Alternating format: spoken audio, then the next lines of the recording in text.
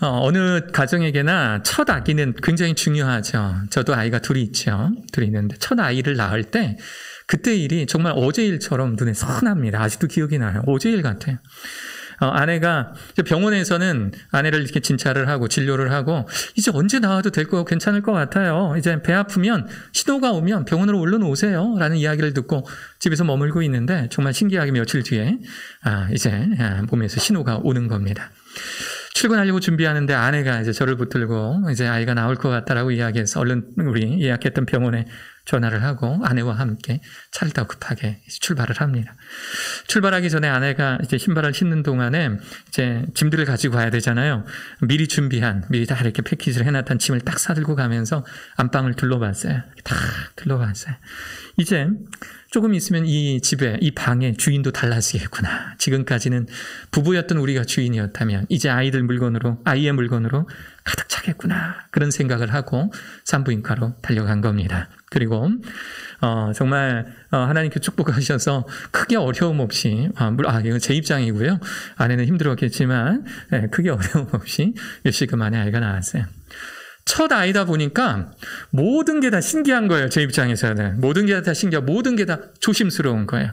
모유 수유를 위해서 하루에 몇 번씩은 이제 그 아내가 누워있는 그 방으로 들어와서 아이 모유 수유를 해줬지만 아이를 이렇게 제대로 또 보려면 그거 아시죠? 산부인과에 보면 유리벽이 있어가지고 그 안에 아이들이 이렇게 있는 거. 그리고 평소에는 이걸 닫아놨다가 하루에 딱 2번 정도 열더라고요. 좀 더 자주 열어줬으면 좋을 것. 이렇게 열어주는 거예요. 그러면 제 아이를 이렇게 보는 겁니다. 김현정 아가 이렇게 써 있는 거예요. 이렇게 써 있는 거예요. 보다 보면 별의별 걱정이 다 생겨요. 진짜 아이가 아까 몇 시간 전에 왔을 때도 오른쪽으로 이렇게 누워 있었는데 오늘도 지금도 오른쪽이네. 이쪽이 찌그러지면 어떡하지? 그래서 간호사들한테 똑똑똑 그러면서 말해주는 거예요. 입모양으로 오른쪽으로 계속 누워 있어요. 이렇게 이야기해 주는 거예요. 간호사들 입장에서는 목이 말 같지도 않죠. 오른쪽으로 누워 있든 왼쪽으로 누워 있든 머리 모양은 이제 커가면서 이렇게 바뀌게 되어 있는데 혹시라도 형광색 불이 너무 강하면 아이가 이 형광색 그 불빛에 그슬릴까봐 너무 강해요. 이러고 있는 거예요. 혹시라도 간호사들이 손 안 씻거나 또는 뭐 이렇게 간식 같은 거 먹고 양치질 안 하고 제 아이 볼까봐 그게 또 그냥 노심초사한 겁니다. 혹시라도 나쁜 병균이 이 신생아실에 들어와서 내 아이를 병들게 할까봐 이게 참 무서운 거예요. 겁난 거예요. 물론 경우에 따라서 또는 그 정도는 조금의 차이가 있겠지만 아마도 첫 아이를 낳은 부모들은 아마도 이럴 겁니다. 이럴 거예요. 모든 게 다 조심스럽고 모든 게 다 그냥 신경 쓰이지요. 정말 만약에 산부인과 밖에서 열심히 공사하던 일하던 인부들이요 씻지도 않고 몸에 먼지도 씻지도 않고 옷도 갈아입지 않고 그냥 신생아실 문을 벌컥 열고 들어와서 제 아이를 안는다면 저는 막 난리가 날 것 같아요. 어떻게 저 더러운 저 옷으로 저 더러운 몸으로 와서 내 아이를 안을 수가 있냐고, 내 아이를 볼 수가 있냐고, 어떻게 신생아 문을 이렇게 열 수가 있냐고 아마 저는 난리 법석을 떨었을 겁니다. 왜? 신생아니까, 아기니까. 오늘 말씀 본문에 한번 집중해 볼까요? 오늘 말씀을 보면은요, 갓 태어난 예수님을 만나러 온 한 무리들의 이야기를 하고 있어요. 갓 태어난 예수님, 이제 갓 태어나서 이제 막 신생아인 이 아기를 보러 온 한 무리들, 성경은 이 무리들을 뭐라고 이야기하냐면 목자들이었다, 목동들이었다라고 이야기를 합니다.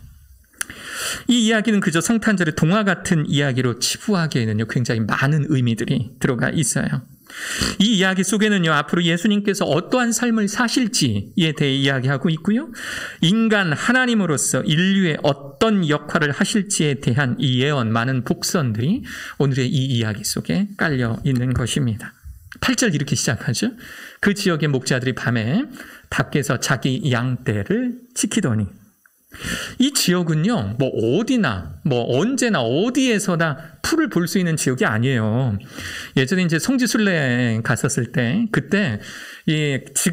그때도 그랬지만 지금도 이 지역에서 양떼를 이렇게 치는 그런 유목민들이 있습니다. 목자들이 있습니다.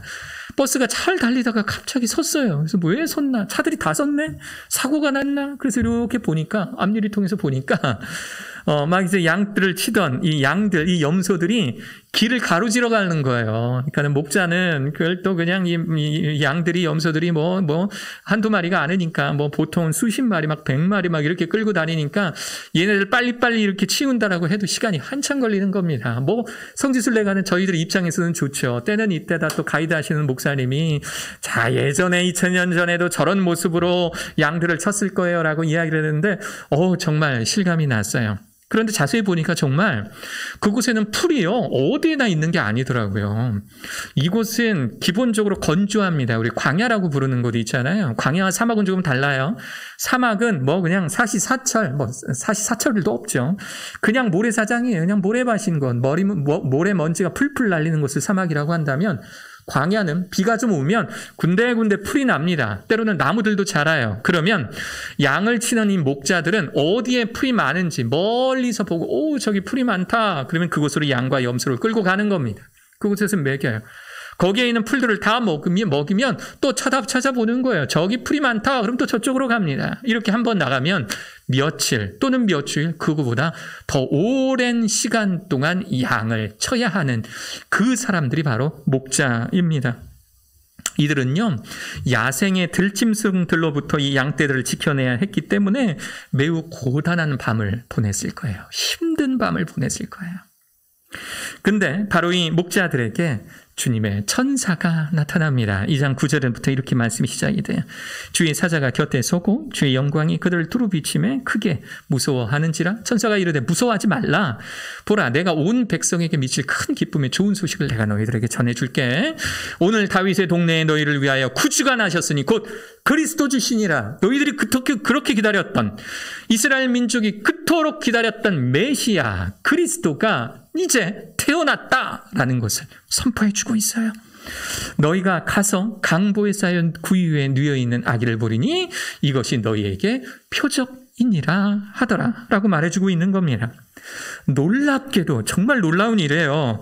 인류의 큰 기쁨이 될 아기 그리스도, 이 메시아가 태어났다라는 소식을 왕도 아닌, 총독도 아닌, 대제사장이나 종교인들이 아닌 들에서 양이나 치는, 당시에는 천한 사람들로 여겨졌던 그런 목자들에게 천사가 나타나 최초로 말해주고 있는 거예요. 최초로 말해주고 있는 거예요. 사회적으로 천한 직업을 가진 자들, 배우지도 못하고 깨끗하지도 못하고 예의를 아는 자들이 아니고 거칠고 지저분한 자들에게 예수님의 탄생이 제일 먼저 알려진 겁니다. 이 얼마나 영광스러운 일일까요? 게다가 이들은요 천사가 말한 이 베들레헴이라는 곳으로 달려가서 이 아이가 정말 태어났는지 보고자 했어요. 이 목자들의 성격이 나오죠. 응? 메시아가 태어났다고? 야, 우리 한번 가서 볼까? 그래, 한번 가서 보자. 양들을 데리고, 염소들을 데리고 베들레헴으로 가는 겁니다. 열심히 가서 목표는 하나, 그 예수님 태어났다라고 하는 아기 예수님을 보기 위해서 열심히 달려간 거예요. 15절, 천사들이 떠나 하늘에 올라가니 목자가 서로 말하되 이제 베들레헴으로 가서 주께서 우리에게 알리신 바 이 이루어진 일을 한번 보자. 가서 한번 확인해 보자. 그리고 천사가 말한 그곳으로 달려가서 예수님의 아버지 요셉과 어머니 마리아를 확인하고 이제 막 태어난 아기 예수님을 만나게 됩니다. 그들의 손에는요 아무런 선물도 없었어요. 동방박사들은 황금과 유향과 모략이라도 가지고 갔죠. 우리 어제 영상으로 미리 드렸던 그 성탄 가정 예배 내용 속에 이 황금과 유향과 모략에 대한 이야기가 있습니다. 필요하신 분들은 한 번 더 확인해 보시기를 바라요. 그런데 그들은요 이런 선물조차 드릴 수 있을 만큼의 그런 경제적인 여력도 없었고요. 그들은 그저 일터에서 열심히 양이나 치다가 예수님 태어났다니까 달려온 거예요. 확인하러 온 거예요. 그런데 그들은요 다른 이들은 할 수 없는 일을 하기 시작합니다. 다른 사람들은 할 수 없는 일. 천사의 선포를 듣고 아기 예수님을 처음 영접한 사람들만이 할 수 있는 그 일을 해내는데 그것이 16, 17, 18절에 나와요. 빨리 가서 마리아와 요셉과 구유에 누인 아기를 찾아서, 이제 찾은 거예요. 보고 천사가 자기들에게 이 아기에 대하여 말한 것을 전하니, 야, 예수님께서 태어나셨다라는 소식, 그리스도 예수께서 태어나셨다라는 이 천사들의 이야기들을 듣고 가서 확인하고 난 다음에, 그리고 난 다음에 자기들이 알고 있는 사람들에게 이 소식을 전하기 시작하는 겁니다. 듣는 자가 다 목자들이 그들에게 말한 것들을 놀랍게 여겼다라고 되어 있어요. 이들은요, 목자였지만 모여서 뭐 지금이야 스마트폰이 있으니까 뭐 양들 치다가 양이 풀 먹고 있으면 아마도 저 같아서 그냥 그늘 밑에 앉아서 유튜브 보고 있을 것 같아요. 그런데 이들은 그런 게 없잖아요. 매체라는 것은 말밖에 없으니까 아마 그들은 모여서 말하는 거 좋아하고 이야기만 하는 거 좋아하고 뭐 이렇게 전에 내려오는 구전들 전하는 걸 좋아했을 텐데, 그런데 구주 메시아 그리스도가 태어났다라는 것만큼 화제가 될 만한 내용이 어디 있겠습니까? 만나는 사람들에게 이 이야기를 전하기 시작합니다. 그리고 사람들은 그 이야기를 듣고 놀랍게 여기기 시작하는 거예요. 와, 정말 진짜로 우리가 그토록 기다렸던 메시아가 드디어 태어났다고 사람들은 그렇게 즐겁게 이 이야기를 듣게 되었었을 것입니다. 비록 자신들의 직업은 사회적 지위로는 비천하기는 하나, 그들은 이제 막 태어난 메시아 그리스도를 선포하는 이 복음 굿뉴스를 전한 최초의 사람들이 된 거예요. 바로 목자들이. 그리고 이 이야기에서 주목해야 될 소품들이 등장해요. 오늘의 이야기들 속에서 등장하는 주목해야 될 소품들. 12절에 나와요. 너희가 가서 강보에 쌓여 구유에 뉘어있는 아기를 보리니 이것이 너희에게 표적이니라. 무슨 얘기냐면 그 아기를 보면 이 아기가 그리스도구나라는 걸 알게 된다라는 거예요. 그것이 너희에게 표적이니라 하는 말이 그거예요. 딱 보면 그리스도구나 아는 증거가 두 개가 나오는데, 그게 뭐냐면 첫 번째는 강보라는 거예요. 강보는 보자기입니다. 보자기. 여러분들 댁에도 보자기 몇 개씩 있으시죠? 왜 요즘에 과일 사면 그 보자기를 포장해 주잖아요. 이 노란색, 황금색 또는 이렇게 자주색, 그런 예쁜 보자기를 이렇게 포장해 주잖아요. 물론 이제 합성 섬유이긴 하지만 실크처럼 생긴 야들야들한 그런 천으로 꽉 이제 묶어서 선물을 해주기도 하는데, 이때 당시에는 그런 거 없었어요. 직조 기술이 발달되지 못했기 때문에 아마 이때는요, 아기를 싸는 천이라 할지라도 이 굵은 천, 이 굵은 이 실로 짜여진 아마 그런 천이었을 겁니다. 그런 천으로 만들어진 보자기로 아이를 싸고, 그리고 뉘인 곳이 있는데 그곳이 어디냐면 구유다라고 표현하고 있어요. 구유는요 이렇게 생겼어요. 이건 이제 우리나라 쪽 구유입니다. 우리나라에서 발견되는 이제 구유의 모습인데 저렇게 생겼어요. 저게 뭐냐면은요, 통나무를 만드는 방법은 이제 두 가지 정도가 있어요. 저렇게 통나무를 반을 윗부분을 똥강 잘라내서 그 안을 파는 겁니다. 파서 그 안에 공간을 만들어 놓고 짐승들의, 가축들의 여물을 주기 위해서 또는 물 주기 위해서 만들어 놓은 짐승들의 밥통인 거예요. 또 저렇게 만들기도 하고요. 또 널판지를 잘라서 비슷한 모양으로 만들어서 저것을 짐승들의 밥그릇, 밥통으로 쓰이게 됐는데 그것을 구유라고 부르는 겁니다. 아니, 아기가 태어났는데, 아기가 신생아가 태어났는데 정말 먼지 하나라도 묻을까봐, 정말 이런 빛에도 형광등에도 아이가 쓰릴까봐, 녹을까봐, 제가 저희 첫째 아이 저희 집으로 데리고 올 때 5월에 데리고 왔는데 5월에 햇살이 맑더라고요. 집 이제 아파트 밖에 야외 주차장에 주차를 하고 아이를 이제 딱 안고 들어오는데 정말 직사광선에 아기 녹을까봐, 정말 그 심정이었어요. 아기가 녹을까봐 그 산부인과에서 좀 보자기로 꼭꼭 이렇게 싸매가지고 이렇게 집으로 이렇게 들어왔던 그런 기억이 나요. 이게 아기인데 세상의 아기를 강보에 싸서 그것을 짐승들의 밥그릇인 구유에다 뉘었다라는 거예요. 구유에다가. 그리고 천사들은 말하기를 그가 그리스도라는 표적이래요. 다분히 하나님께서 의도하신 강보와 구유라는 겁니다. 최초에 보여드렸던 그림 다시 한번 보여드릴까요? 목자들, 강보, 구유. 여러분들은 저 그림을 보면서 무엇이 좀 떠올리세요? 어떤 이미지가 좀 떠올립니까? 매우 고급스럽습니까? 엘레강스합니까? 좀 이렇게 너블합니까? 전혀 그렇지가 않죠. 굉장히 서정적이고 누구나 와서 아이를 볼 수 있을 만한 환경. 아주 잘 꾸며진 무슨 청담동 대치동의 그런 산부인과가 아니라 여관도 없어서 숙소도 없어서 남의 집 헛간 안에서 아이를 낳고, 그리고 그곳에서 강보로 싸서 말 구유에 이 밥통에 아이를 내려놓고 누구나 다 와서 보라는 듯 정말 지저분하기 짝이 없던 목자들까지 와서 예수님을 만나는 저 모습. 하나님께서는요, 왜 이런 설정을 하셨을까요? 전 그게 궁금해요. 하나님께서는 정말 높은 왕이나 메시아니까, 구원자니까, 유대인들의 왕이시니까, 하나님께서는 어떤 무슨 큰 왕궁이나 아주 삐까뻔쩍한 곳에서 이 예수님을 태어나게 하시지 않고 왜 저토록 천하고 누추한 곳에서 예수님이 태어나도록 한 것일까요? 그리고 하필이면 이 갓난아기 예수님을 아련하기 위해 오는 사람들이 왜 하필이면 목자였냐라는 거예요. 하나님께서 오늘 본문의 말씀을 통해 우리들에게 전하고 싶어 하시는 메시지가 있어요. 분명한 메시지가 있습니다. 오늘 여러분들 이것만 알고 가셔도 이 성탄절은 성공합니다. 그것은 뭐냐면 예수님은요, 모든 인류,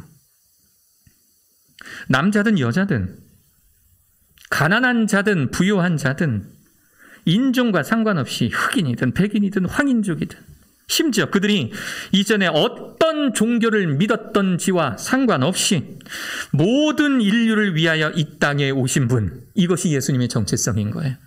모든 인류를 위하여 이 땅에 오신 분, 모든 인류를 위하여 이 땅에 오신 분, 하나님께서는요, 이것을 우리들에게 알려주고 싶어 하셔서 바로 저러한 모습을 우리들에게 보여주고 계신 것입니다. 그래서 그가 누구든 예수님을 뵙기를 원하고 그가 누구든 예수님을 만나기를 원한다면 언제든 만날 수 있는 그런 존재, 이런 존재가 예수님이라는 것. 예수 그리스도는 모든 인류를 위해 오셨기 때문에 그 어떠한 모습이든 어떠한 직책이고 어떠한 지위를 가지고 있든지 간에 만나고 싶어하면 만날 수 있고 찾고자 하면 찾을 수 있는 바로 그분이 예수 그리스도시라는 것. 하나님은 우리들에게 이 말씀하시고자 오늘의 바로 저러한 모습을 우리들에게 보여주고 계시는 것입니다. 제가 자주 보는 유튜브 채널이 있어요. 여러분들도 자주 보는 채널이 있죠. 저는 조금 고상하게 목사니까 이런 채널 많이 봐요. 이게 뭐냐면 잘잘법이라는 채널이 있어요. 잘잘법, 잘 믿고 잘 사는 법이라고 하는 채널이에요. 제가 오늘 지금 이제 소개해드릴 이 영상을 제가 이제 올려드릴 거예요. 영상을 보여드리지는 않고 이제 예배가 끝나고 나면 이 영상 주소를 보여드릴 테니까 한번 참고해서 보시면 더 은혜가 될 거예요. 유명한 교수님들이나 목사님들이 나오셔서 짧게 마치 세상을 바꾸는 15분처럼 짧게 강연하시는 건데 내용이 굉장히 좋아요. 목사인 저도요, 많이 은혜가 되고 도전받고 정보를 얻습니다. 지금 저기 한 9일 전에 올라온 영상이에요. 연세대학교 신학부 교수님이신 김학철 목사님, 김학철 교수님이 강의하신 내용, 이제 제목이 신앙과 상관없이 전 세계인이 사랑하는 위대한 찬송가. 신앙이라는 것은 어떤 종교든지 간에 모든 사람들이 사랑하는 찬송가라는 제목으로 올라온 내용이에요. 그 내용은 이렇습니다. 종교와 인종과 상관없이 전 세계인들이 예상하지 못하던 곳에서 불려지는 찬송가가 있다는 거예요. 심지어 그것이 찬송가, 그러니까 기독교 음악이라는 것을 알면서도 사람들이 부른대요. 우리에게는요, 찬송가 481장으로 알려진 때에 저물어서 날이 어두니라는 그런 곡입니다. 이 곡은요, 신나는 곡도 아니에요. 이 곡은요, 춤출 수 있는 그런 곡도 아닙니다. 장엄하고 성찰하는 노래예요. 그런데 전 세계 곳곳에서 축제의 날을 비롯해서 죽음을 맞이하는 그 순간이나 사고의 현장에서도 이 찬송가는 불려지고 있어요. 이 찬송가의 작사자는요, 본래 유명한 시인 헨리 라이트라고 하는 성공의 신부였습니다. 원래는 시인이에요. 유명한 시인인데 이분이 사제가 된 겁니다. 어느 날 죽음을 앞둔 스승 르 헌트라는 신부를 찾아가서 만나게 되는데 그 스승이 병상에 누워서 곧 임종을 맞이하는 순간에 계속 읊조리고 있는 이 19절이 있는 거예요. 읊조리고 있는 말이 있는 거예요. 자세히 들어보니까 그 말이 뭐냐면 Abide with me, abide with me. 직역을 하면은요, 나를 지켜주소서, 나를 지켜주소서. 의역을 하면 나와 함께 하소서라는 그런 말을 스승인 르헌트가 계속 반복하고 있는 겁니다. 그렇게 스승을 천국으로 환송하고 난 후에 계속 그의 머릿속에는 스승이 남긴 말 Abide with me 라는 말을 묵상하게 됩니다. 그리고 오랜 시간이 흘러서 자신 또한 불치의 병에 걸려서 요양원으로 떠나기 직전에 자신의 사랑하는 딸에게 Abide with me 라는 제목으로 시를 지어 건네주고는 곧 자신도 스승을 따라 죽음을 맞이하게 됩니다. 이후에 딸에 의해서 공개된 이 시는요, 여러 작곡가들에 의해서 곡이 붙여지다가 얼마 전 어린 딸을 잃어서 슬픔에 잠겨 있다가 이 시를 만나고 삶에 대해, 신앙에 대해 큰 깨달음을 얻었던 윌리엄 헬렌 뭉크라고 하는 분에 의해서 곡이 붙여지게 되었어요. 곡명의 이름은 원래 황혼이라는 곡이었는데 이 곡이 이 시와 만나면서 지금 여러분들이 듣고 있는 이 멜로디로 작곡이 된 것입니다. 한국명은요, 찬송가 481장 때에 저물어서 날이 어두니 라는 곡으로 불려지고 있어요. 여러분들, 제가 올려드리는 그 영상에 보면 이제 소프라노 손지수라고 하는 분이 아주 아름답게 찬양을 할 텐데요, 오늘 예배 중에 여러분들의 제가 1절과 2절만 잠시 불러드릴게요.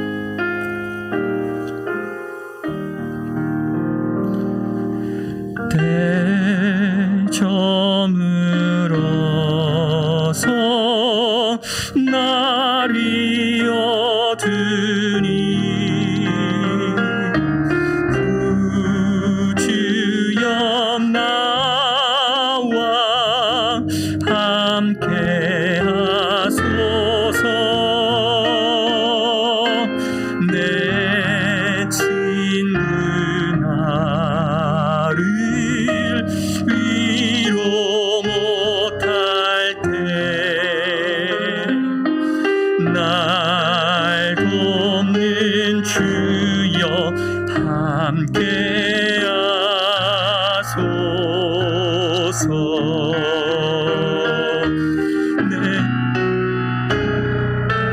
내 사는 날이 속히 지나고 이 세상 영광 빨리 지나네. 이 천지 만물 모두 변하나 변찮는 주여 함께 하소서.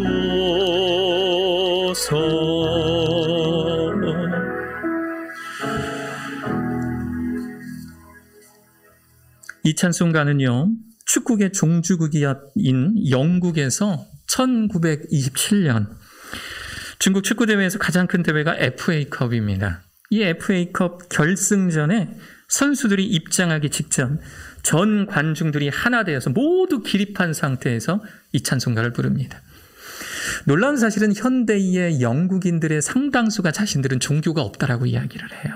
그럼에도 불구하고 이 곡은 1927년부터 전통적으로 불려지기 시작하는 겁니다. 한 걸음 더 나아가서 이 모습이 얼마나 장엄하고 멋지든지 이제는 럭비 경기의 결승전에까지 이 찬송가가 불려지기 시작합니다. 심지어 이 찬송가는요, 인종과 종교를 넘어섰습니다. 인도의 공화국의 날, 우리로 따지면은 건국 기념일 이런 날이에요. 이 공화국의 날에 이 곡을 연주합니다.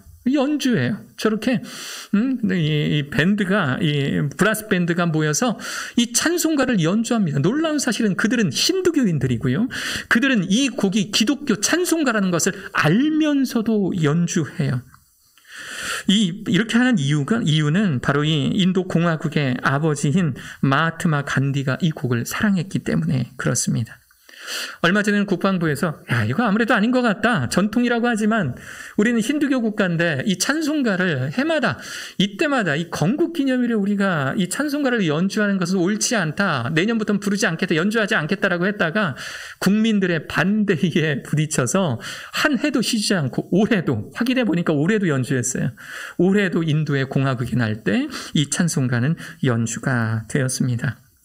이 곡은 1912년 타이타닉호가 침몰할 때도 연주가 되었고 항공기 사고가 났던 네덜란드 공항에서도 이 찬송가가 울려 퍼졌고 2012년 런던 올림픽 개막식에도 이 찬송가는 울려 퍼졌습니다. Abide with me. 오 주여 나와 함께 하소서. 내 친구들 나를 위로 못할지라도 세상의 그 어떤 것도 나를 지켜내지 못할 줄라도 오 주님 오 예수님 당신만은 나를 지켜줄 수 있사오니 주여 나를 지켜주소서 함께하여 주소서라는 이 곡이 이렇듯 인종과 종교와 축제의 현장에서 애도의 현장에서 울려 퍼지는 이유가 무엇이겠습니까? 그 이유가 무엇이겠어요?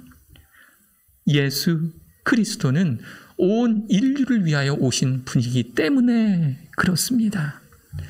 온 인류를 위하여 오신 분이 예수 그리스도시니 인종과 상관없이 문화와 상관없이 심지어 종교가 다른 국가에서도 오 주님 나를 지켜주소서 나와 함께 하소서라고 고백되어지고 있는 겁니다.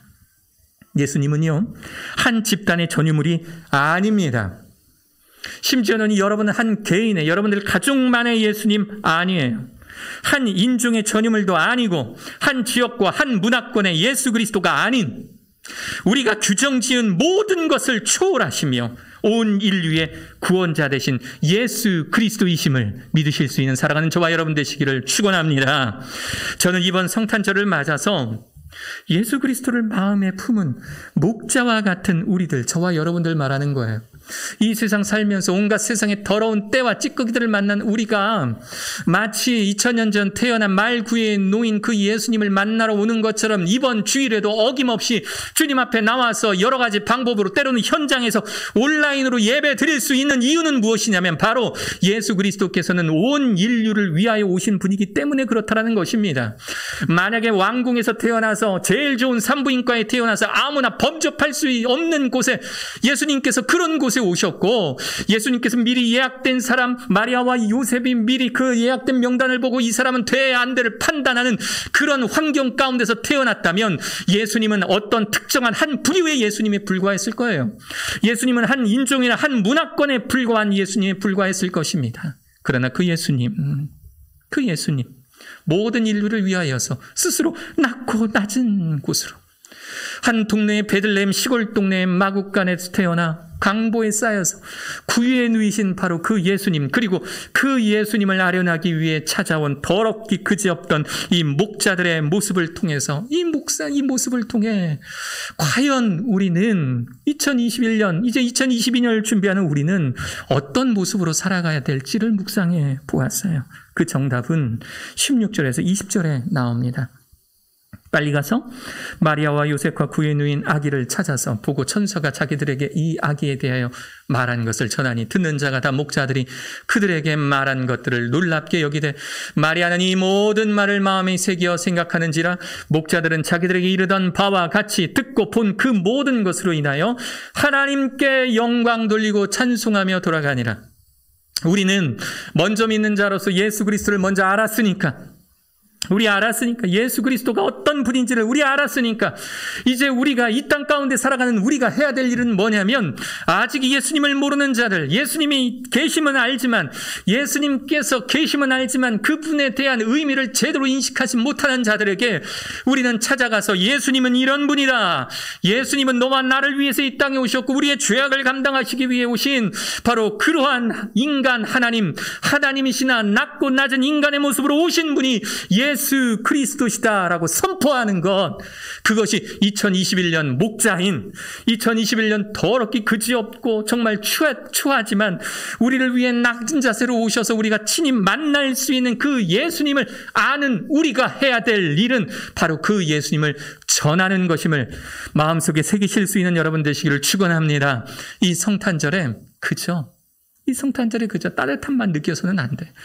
이 성탄절에 울려 퍼지는 캐롤을 들으며 성탄절이구나라고 느끼는 그 감성만으로는 부족합니다. 아, 예수님. 낮고 낮은 자세로 오셔서 나를 구원하시기 오신 그 예수님. 목자들에게서 처음 보여주시고 그 목자들이 하나님께 찬송과 영광을 돌리는 것처럼 나 또한 그 예수님을 전하며 하나님께 영광을 돌리고 찬송하며 살아야겠구나. 다짐하실 수 있는 사랑하는 저와 여러분들 되시기를 주 예수 그리스도 이름으로 축원합니다. 아멘. 할렐루야.